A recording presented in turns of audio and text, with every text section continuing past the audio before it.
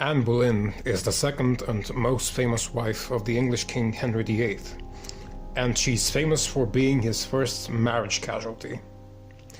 After Henry's first wife does not succeed in giving him a son, he annuls his marriage to her and breaks his ties to Rome. He tells the Pope and the entire Catholic world to go f*** themselves, just so that he can marry Anne Boleyn.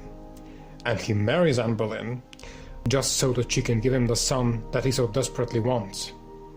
The son that will save England from civil war. The son that will continue the Tudor dynasty. Henry marries Anne because Anne makes a promise. Overall, this is her condition to him. Leave your wife, divorce her, don't listen to the church, do not obey Catholic doctrine, break free from the establishment, turn against all of Europe, and I will give you a son. And Henry says yes. Almost a decade passes until the entire ordeal is over, and yet he says yes. He turns against the entire Catholic world. He crowns Anne, and then he starts waiting. He waits for Anne to give him a son. And she does. Only a dead one. One living daughter, one dead boy, and a few other stillbirths. Barely 3 years have passed since Anne became queen, and Henry commissions her death. Not a divorce. Anne is too clever for him to just bring down with a band of lawyers. And no nunnery will do as well. She's too dangerous for that too. She would surely find a way back into court and power. She has been officially crowned and anointed as queen. No matter what happens, she will always wield the power of that symbolism. Anne will cease to be a problem only if Anne is dead. And so Henry VIII's hounds make up a false case of trumped-up charges in order to arrest Anne. She is swiftly accused of adultery and taken to the Tower of London, where she would be imprisoned, tried, and then finally executed. Historians are quick to describe how swiftly and brutally she was disposed of. A French executioner cuts off her head with a single swing of the sword. Then her decapitated corpse remains as it fell on a scaffold for a few hours, and then they finally scoop her up and shove her unceremoniously into a small wooden barrel chest. And the frickin' chest is actually so small that they actually have to put the severed head in the corpse's lap. And then they take this improvised coffin to the Tower Chapel and bury it beneath the floor of the altar. But I don't think the moment of her death is what's most important for us to ponder on. That takes a few seconds of suffering. In order for her to get to those final seconds, Anne Boleyn first had to go through 17 days of mental torture and utter despair.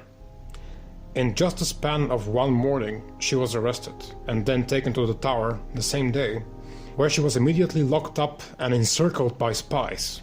And those were the Constable of the Tower, William Kingston, his wife, and then add to that Anne Boleyn's own aunt, who hated her, and 2 more women who have been ordered to never ever leave Anne unobserved. They even sleep with her in her room at night. The noose around Anne's neck is tightened to death, and that's intentional. This atmosphere of utter horror and lack of personal space is designed by Thomas Cromwell, the king's chief minister and his most dangerous hound, who has received his orders to dispatch Anne directly from Henry himself. The problem is, however, that even though Cromwell has Anne under lock and key, he still doesn't have evidence strong enough to condemn her for treason. And so he devises a plan to get this evidence. First, he arrests Anne without even giving her the details as to why, and this is so that he could startle her. Then, while she's still in shock, he quickly imprisons her within 4 walls and throws a bunch of spies in with her, the only people she's allowed to talk to. Anne can neither trust him nor stand them, and yet, suddenly imprisoned and panic-ridden, she seeks solace and some comfort even in them. She starts to exhibit bouts of panic in front of them, wondering why she was arrested, speculating about potential occurrences that could be the reason she was arrested. And this is exactly what Thomas Cromwell was waiting for. It's like she presented him with a catalogue of indictments. He has already arrested 4 other men along with her, men with whom she was supposed to have cheated on the king, one of whom is her own brother. Another one of these men Cromwell has likely subjected to physical torture and made him give a false confession of the crime. The other 3 men, them being noblemen, Cromwell was not allowed to torture, and so they confessed nothing. So the evidence is still not enough. For now, Anne can only be accused of having sex with the boy who confessed, but that's just not enough for an execution. But then, entrapped and scared to death, Anne Boleyn manages to dig her own grave. While in shock and speculating in front of Cromwell's spies, she describes an instance involving a 5th man, in which the 2 of them joked about him coming to court just so he could see Anne, and no other woman. To which Anne replied, "Then you're looking for dead men's shoes." And that expression means that the guy wanted to replace the king and be free to love her, which would only be possible if the king dies. Cromwell's spies report immediately. Anne is finished. This one little anecdote is enough for her to be sentenced to death, the charge being imagining the death of the king. She realizes this mistake too late. The spies report the queen's every word and move.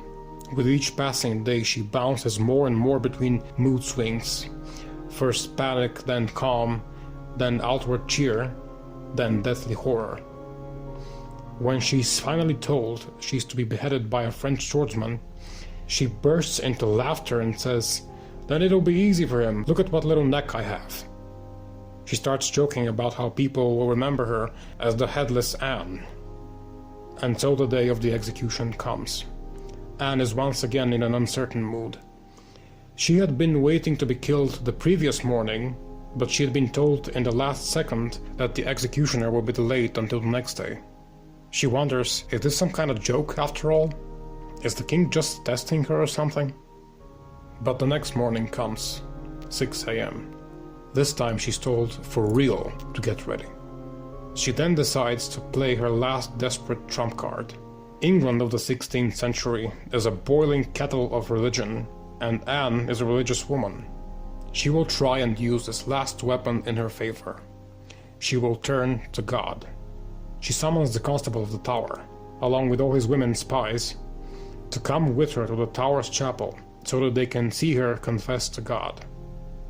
The Mass, the liturgy, the mystical Catholic ritual in which the wine turns into the blood of God and the bread turns into the body of God. This one single tiny ritual can be used as the ultimate confession. In the world of the 16th century, few people would dare to take the Mass and lie, and such a confession could serve as court evidence. Religious rites affecting judicial systems. The constable of the tower, together with Cromwell's spies, witness Anne's confession. They see her drink the wine, the blood of God. They see her eat the bread, the body of God. And she looks up at the altar in front of her and, kneeling, says out loud, "I am innocent of all that I am accused of." But the echo of her confession crashes into the cold tower walls and plummets along with all her final hopes. William Kingston reports to Cromwell about what he just witnessed, but Cromwell is an ex-lawyer and a long-time player. He would never allow God to interfere with bureaucracy. 2 hours after her confession, Anne is taken to the scaffold and cut down in front of an audience of 2,000 people. Witnesses say that she met her death with dignity. In her last moments, as the women blindfolded her, the signs of horror trickled delicately across her face.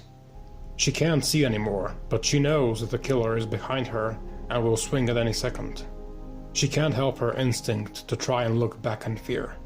So the executioner yells, "Bring me my sword," making Anne take a breath, thinking that death is delayed with a few more moments. But it was only a final deception. Once she calms, he lifts up the sword already in his hands and deals the final blow.